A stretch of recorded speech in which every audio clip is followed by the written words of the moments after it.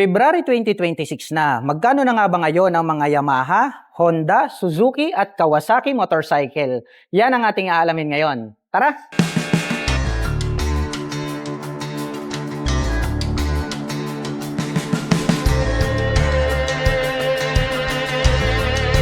Nandirito po tayo ngayon sa Superbike Center. Dito po yan sa Barangay Timpragilig, San Fabian, Pangasinan Branch.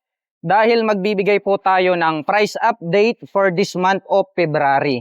Pagpasok po natin dito po sa kanilang shop, ang unang bubungad sa atin ay ito pong Suzuki Raider 150 Blade Edition. Ito na po yung 2026 model.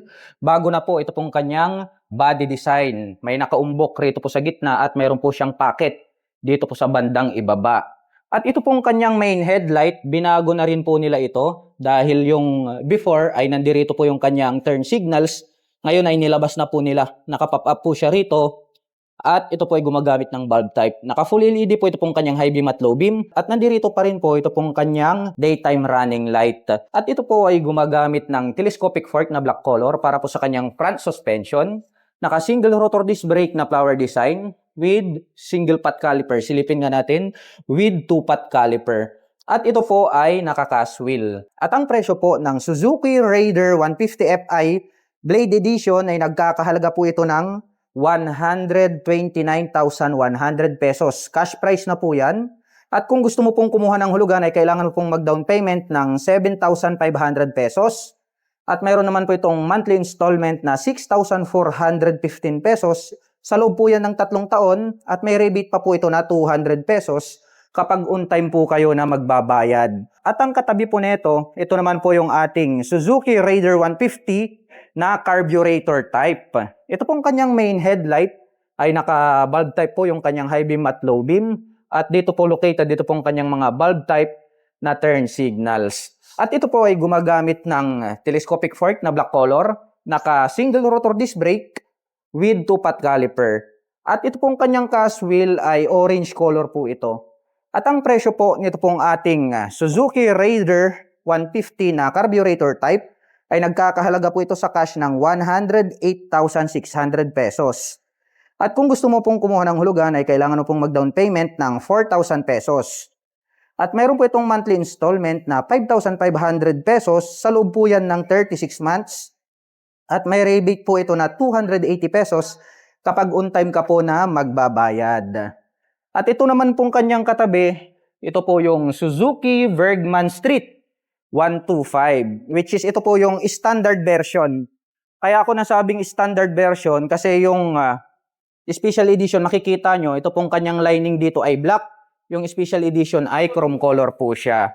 Ito pong kanyang main headlight ay crescent moon yung design. Alam nyo po yung half moon, ganun po yung design nitong kanyang main headlight. Nahati sa 3 para po sa kanyang high beam at low beam. At attractive din po ito pong kanyang makapal na daytime running light. At located naman po rito sa ibaba, ito pong kanyang bulb type na turn signals. Gumagamit po ito ng telescopic fork na black color, equipped with single rotor disc brake with single pot caliper na Nissin brand. Itim po ang kulay nito pong kanyang cast wheel. At ito pong kanyang windscreen ay maliit po ito na clear color. Kaya ang cute ng kanyang dating. Dahil sa lahat po ng mga 125 na scooter category, ito lang po yung mayroong windscreen. Kaya maporma din po yung kanyang dating. At ang presyo po nito pong ating Suzuki Bergman Street 125 na standard ay nagkakahalaga po ito sa cash ng 85,400 pesos. At kung gusto mo pong kumuha ng hulugan ay kailangan mo pong mag-down payment ng 2,000 pesos. At meron naman po itong monthly installment na 4,295 pesos. Sa loob po yan ng 3 taon. At meron naman po itong rebate na 220 pesos kapag on time ka na nagbabayad. Ito naman po yung pinaka-affordable na map motorcycle ng Suzuki. Ito po yung Suzuki Smash 115cc. Ito pong kanyang main headlight ay located po rito sa bandang itaas. Naka-bulb type po yan. Ang kagandahan po nito kapag kayo po ay liliko sa kanan at kaliwa, susunod po ito pong kanyang ilaw. Bulb type din po ito pong kanyang mga turn signals. May nakalagay naman po rito na Suzuki brand name na decal. At gumagamit po ito ng telescopic fork na gray color para po rito sa kanyang front suspension. Naka-drum brake para sa kanyang front braking system. At ito po ay naka-spokes rim. At ang presyo po nito pong ating Suzuki Smash 115cc ay nagkakahalaga po ito sa cash ng 65,400 pesos. At kung gusto mo naman pong kumuha ng hulugan ay kailangan mo pong mag-down payment ng 3,500 pesos. At meron naman po itong monthly installment na 3,290 pesos sa loob po yan ng 36 months. At meron po itong rebate na 240 pesos kapag on time ka po na nagbabayad. At pagdating naman po sa underbone, mayroon din po tayo ritong Honda Winner X Racing Edition po ito. Dahil ito pong kanyang kulay ay combination ng white tsaka red. Ito pong kanyang handlebar dito sa gitna ay nandirito po pala located yung kanyang horn. Nagkaroon siya ng honeycomb grill design at may maliit po siya rito na visor. At ito pong kanyang main headlight, patulis po ito. At kung inyong tititigan ay parang matang nanlilisik. Naka full LED po ito pong kanyang high beam at low beam. Nagkaroon ng spike rito sa itaas, LED na rin po yan. At nandirito po sa bandang gilid, ito pong kanyang LED na turn signals. At ito po ay gumagamit ng telescopic fork na black color, equipped with single rotor disc brake, with single pot caliper na matte brown color, Nissin brand po yan. At ito po ay equipped na ng ABS. Matte brown color din po ito pong kanyang cast wheel. At ang presyo po ng Honda Winner X150 na Racing Edition ay nagkakahalaga po ito sa cash ng 121,900 pesos. At kung gusto mo naman pong kumuha ng hulugan ay kailangan mo pong mag-down payment ng 6,000 pesos. At meron po itong monthly installment na 6,125 pesos sa loob po yan ng 36 months. At meron po itong rebate na 250 pesos kapag on time ka na nagbabayad.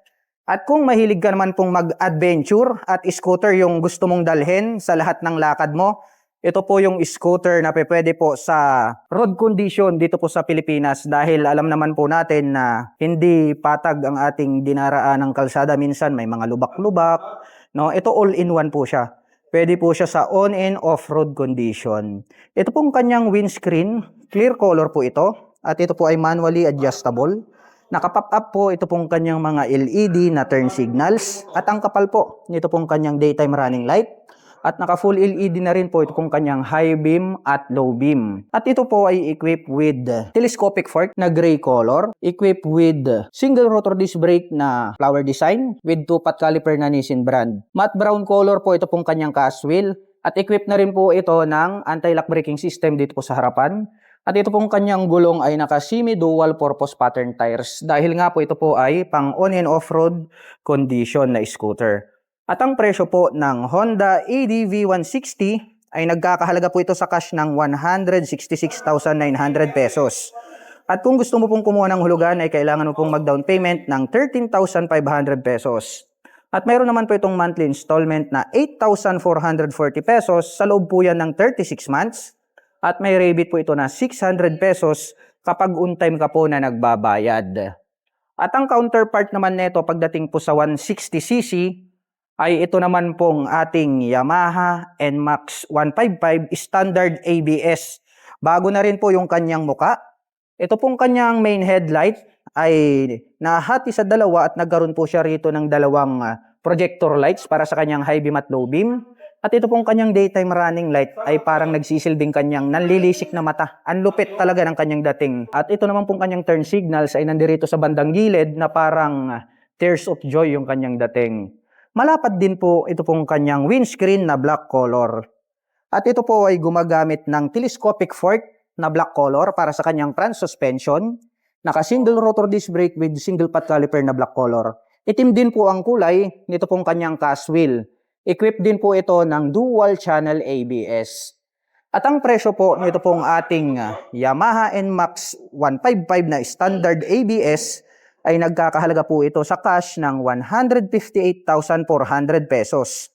At kung gusto mo naman pong kumuha ng hulugan ay kailangan mo pong mag-down payment ng 7,500 pesos. At meron naman po itong monthly installment na 7,500 pesos sa loob po yan ng 36 months. At meron naman po itong rebate na 230 pesos kapag on time ka na nagbabayad. Ito naman pong katabi ng NMAX, ito naman po yung ating pinakabagong Honda PCX 160 standard type. Ito pong kanyang windshield ay mataas na din po ito at black color po siya. At ang agaw pansin dito ay ito pong kanyang V-shape design na daytime running light. At located naman po rito sa bandang itaas, ito pong kanyang mga LED na turn signals. At ito pong kanyang bagong headlight ngayon ay para po siyang mata na nanlilisik. Nahati po yan sa dalawa at naka full LED na po ito pong kanyang high beam at low beam. At ito po ay gumagamit ng telescopic fork na black color para po sa kanyang front suspension. Naka single rotor disc brake with 2-pot caliper na Nissin brand. Itim po ang kulay nito pong cast wheel nito pong ating standard type. At ang presyo po nito pong ating Honda PCX 160 na standard type ay nagkakahalaga po ito sa cash ng 133,400 pesos. At kung gusto mo naman pong kumuha ng hulugan ay kailangan mo pong mag-down payment ng 4,000 pesos. At mayroon naman po itong monthly installment na 6,650 pesos. Sa loob po yan ng 36 months. At mayroon naman po itong rebate na 400 pesos kapag on-time ka na nagbabayad. After po netong ating Honda PCX 160, ito naman po yung Honda Click 160 2025 version. Kaya kung inyo pong mapapansin, bago na rin po yung kanyang kulay. Meron po siyang maliit dito na windshield na glossy black color. Located po rito sa bandang itaas, ito pong kanyang mga LED na turn signals.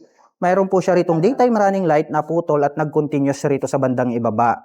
At ito pong kanyang main headlight ay nahahati po ito sa dalawa at naka full LED na rin po ito pong kanyang high beam at low beam. At ito po ay gumagamit ng traditional telescopic fork na black color, naka single rotor disc brake with single pot caliper at Tokiko po yung kanyang brand name. At ito pong kanyang cast wheel ay matte brown color po ito. At ang presyo po ng ating pinakabagong Honda Click 160 ay nagkakahalaga po ito sa cash ng 119,400 pesos. At kung gusto mo pong kumuha ng hulugan ay kailangan mo pong mag-down payment ng 6,500 pesos. At meron naman po itong monthly installment na 5,750 pesos. Sa loob po yan ng 36 months.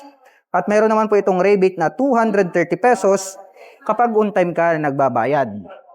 Pagdating naman po sa mga Pantra motorcycle, meron po tayo ritong Honda Supremo. Ito po yung mga malalakas na pwedeng kabitan ng sidecar, pwede po siyang panghanap buhay. At the same time ay pwede mo po siyang gawing pang daily service. Meron po siyang sombrero dito sa bandang itaas at ito po mismo yung kanyang meter panel display. At ito pong kanyang main headlight ay gumagamit po ng bulb type para po sa kanyang high beam at low beam. Nakapop up po ito pong kanyang mga turn signals, bulb type din po yan. At ito po ay gumagamit ng telescopic fork na black color. Meron po siyang rubber protector dito sa itaas. At naka-drum brake naman po ang kanyang front braking system hanggang dun sa likuran. At ito po ay naka-spokes rim. At ang sukat po ng kanyang gulong rito sa harapan ay may sukat na 80 by 100-18. So 18 pa rin. Kaya ang ginagawa po ng iba na bumibili ng Supremo at yung TMX 125, since 18 siya, nagpapalit sila ng 17 kasi nga nahihirapan daw po silang bumili nung rim at saka yung gulong na size 18. Kasi nga, mostly nga naman ang ginagamit ng mga Pinoy ay 17 inches. At ang presyo naman po nito pong ating Honda Supremo 150 ay nagkakahalaga po ito ng 79,900 pesos sa cash. At kung gusto mo pong kumuha ng hulugan ay kailangan mo pong mag-down payment ng 4,500 pesos. At meron naman po itong monthly installment na 4,100 pesos sa loob po yan ng 3 taon. At meron naman po itong rebate na 210 pesos kapag on-time ka po na nagbabayad. Ito pong pangmalakasan ng Honda na TMX ay 150cc po siya. Ngayon naman po, dito po tayo sa kabila, pangmalakasan naman po ng Barako. Ito naman po yung Barako to, 175cc. So ito, 150, no? Mid category, pwede na po yan, pang-akyatan, pang-kargahan. Pero kung gusto nyo ng mas malakas talaga pagdating sa arangkada at buhatan, ito mas recommended po ito pong Barako 2 175. Ito pong kanyang main headlight ay square type po ito at naka-bulb type po yung kanyang high beam at low beam. Bilugan naman po ito pong kanyang mga turn signals at naka-bulb type din po yan. At ito pong kanyang front suspension ay gray color po ito. Nagkaroon po siya rito ng rubber protector. Ito pong kanyang front fender ay black color po ito. Itim din po pala ito pong kanyang hub. At naka-drum brake naman po ito pong kanyang front braking system. At ito po ay naka-spokes rim. At ang presyo po nito pong ating Kawasaki Barako 2 175 ay nagkakahalaga po ito sa cash ng 98,000 pesos. At kung gusto mo naman pong kumuha ng hulugan, ay kailangan mo pong mag-down payment ng 5,288 pesos. At meron naman po itong monthly installment na 4,985 pesos. Sa loob po yan ng 36 months. At meron po yung rebate na 300 pesos kapag on time ka na nagbabayad. At nandirito na rin po pala, dumating na po yung bagong stock ng ating bagong Honda Click 125 2026. So ito na po yung version 4 na tinatawag nila. Grabe, ang bangis po ng kanyang bagong body and design. Ito pong kanyang bagong handlebar cover ay patulis na po siya. Tapos nagkaroon siya ng butas rito. Gray color po siya, tapos nagkaroon po siya ng Honda decal rito sa gitna. Oh, 'di ba? Bago na talaga yung looks nitong kanyang handlebar cover. Pati po ito pong kanyang front facial cover, bago na rin. Ayun oh, napakatulis. Itim po rito sa gitna, V-shape po yan, V-shape din po rito sa bandang ibaba. Yung decal niya rito is click nakalagay. At bago na po yung design nitong kanyang turn signals. Ayun oh, para po siyang arrow. Before is normal lang po siya. At ngayon po ito pong kanyang bagong daytime running light ay Y-shape na po siya. At ito pong kanyang main headlight ay mas mahaba na po siya. At mas malawak na po yung sakop ng kanyang ilaw. Kumbaga mas maliwanag po siya ng 20%. Nahati po yan sa dalawa para po sa kanyang high beam at low beam. At ito po ay gumagamit ng telescopic fork na black color. Equipped with single rotor disc brake na flower design. With single pot caliper na Nissin brand black color. With combi brake system po yan. At ito pong kanyang cast wheel ay black color po. So itim po ang kulay nitong cast wheel nito pong ating standard version. At ang sukat po ng kanyang gulong sa harapan ay may sukat na 90/80-14. Naka-tubeless po yan. At ang presyo po ng ating pinakabagong Honda Click 125 Standard Edition ay nagkakahalaga po ito sa cash ng 84,900 pesos. At kung gusto mo naman pong kumuha ng hulugan ay kailangan mo pong mag-down payment ng 5,250 pesos. At meron po itong monthly installment na 4,350 pesos sa loob po yan ng 3 taon. At meron po itong rebate na 220 pesos kapag on time ka na nagbabayad. Mapunta naman po tayo rito sa kabila. Dito naman po sa kabila, nandirito naman po yung ating Bajaj CT125. So ito po yung pwede po nating lagyan ng sidecar. Isa po sa mga pantra motorcycle na matitipid. Kaya gustong-gusto po nilang gawing pang daily service. Ito pong kanyang main headlight ay naka-bulb type po yung kanyang high beam at low beam. Naka-pop up naman po ito pong kanyang mga bilugan na turn signals. At ito po ay gumagamit ng telescopic fork na gray color para sa kanyang front suspension. Naka-drum brake din po ito pong kanyang front braking system hanggang doon sa likuran. At ito po ay naka-spokes rim. At ang presyo po pala nito pong ating Bajaj CT125 ay nagkakahalaga po ito sa cash ng 60,700 pesos. At kung gusto mo naman pong kumuha ng hulugan ay kailangan mo pong mag-down payment ng 2,199 pesos. At meron naman po itong monthly installment na 3,135 pesos sa loob po yan ng 36 months. At meron po itong rebate na 220 pesos kapag on time ka na nagbabayad. Dumako naman po tayo sa bandang dulo. Ito po yung isa sa mga pwede nyong pagpilian pagdating po sa mga pantra motorcycle na 125cc. So ito po yung ating Honda TMX 125. Meron po tayong available rito na 3 colors. Meron tayong red, meron tayong gray, at meron tayong glossy black. Ito pong kanyang main headlight ay bulb type po ito para po sa kanyang high beam at low beam. At triangle shape po or rectangle shape po ito pong kanyang main headlight. Naka-pop up naman po ito pong kanyang mga bulb type na turn signals. Meron po siya ritong Honda badge sa gitna. At ito po ay gumagamit ng traditional telescopic fork na gray color para po sa kanyang front suspension. Gray din po ito pong kanyang hub at naka-drum brake po ang kanyang front braking system hanggang dun sa likuran. At ito po ay naka-spokes rim. At ang price po ng ating Honda TMX 125 Alpha ay nagkakahalaga po ito sa cash ng 56,900 pesos. At kung gusto mo pong kumuha ng hulugan ay kailangan mo pong mag-down payment ng 1,000 pesos. O, imagine, 1,000 pesos lang.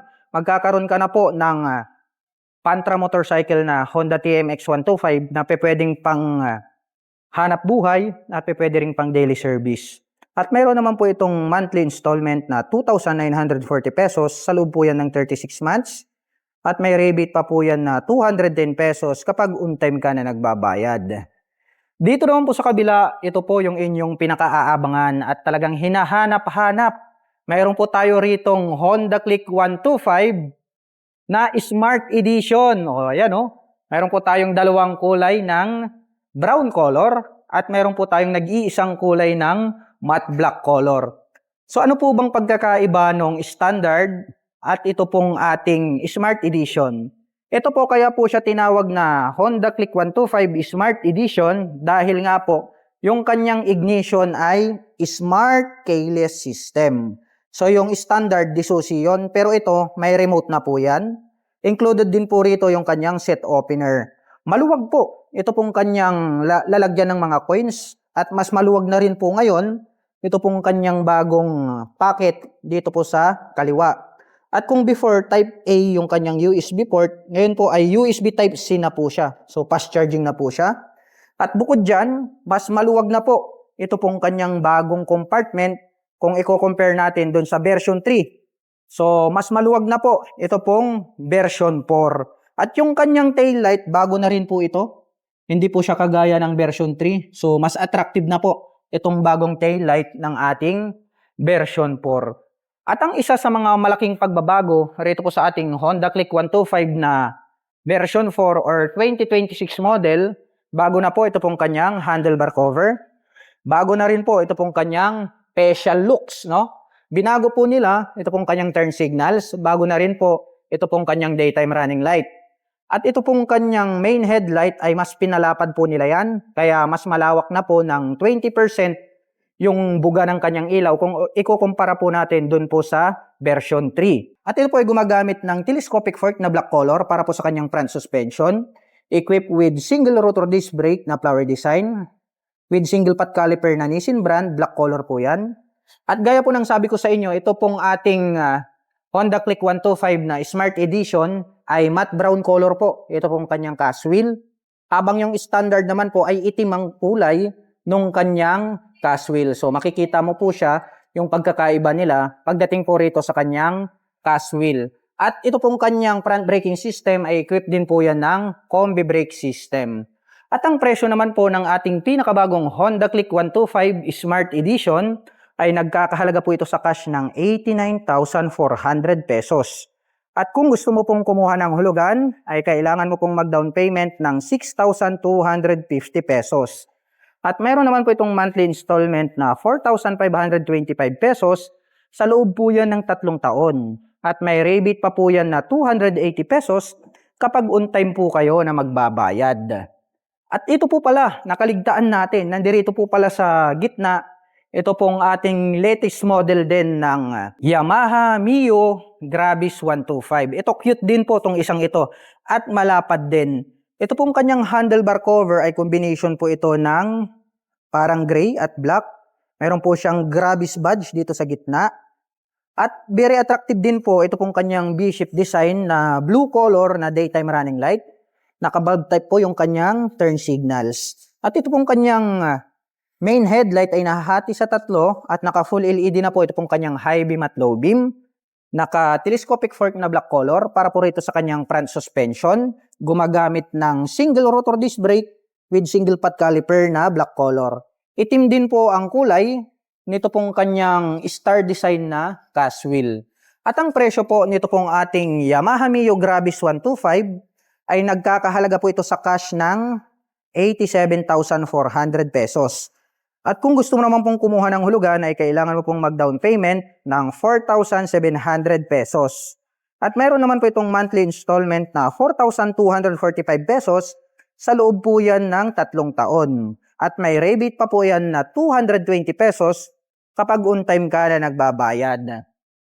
Last but not least, mayroon pa po tayong available rito na Yamaha Aerox 155 standard version. Ito po yung black color. Ito maraming nagre-request at maraming naghahanap.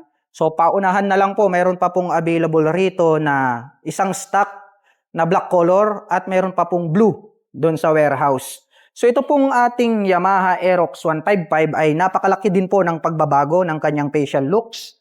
Ito pong kanyang daytime running light, naka-LED po yan. Naka-LED rin po ito pong kanyang mga turn signals. At ito pong kanyang headlight ay naka full LED rin po. Ito pong kanyang high beam at low beam. At talagang ang bangis ng kanyang facial looks. Meron po siyang nakalagay rito na Aerox na decal. At meron pang nakalagay na Aerox decal rito po sa kanyang side profile.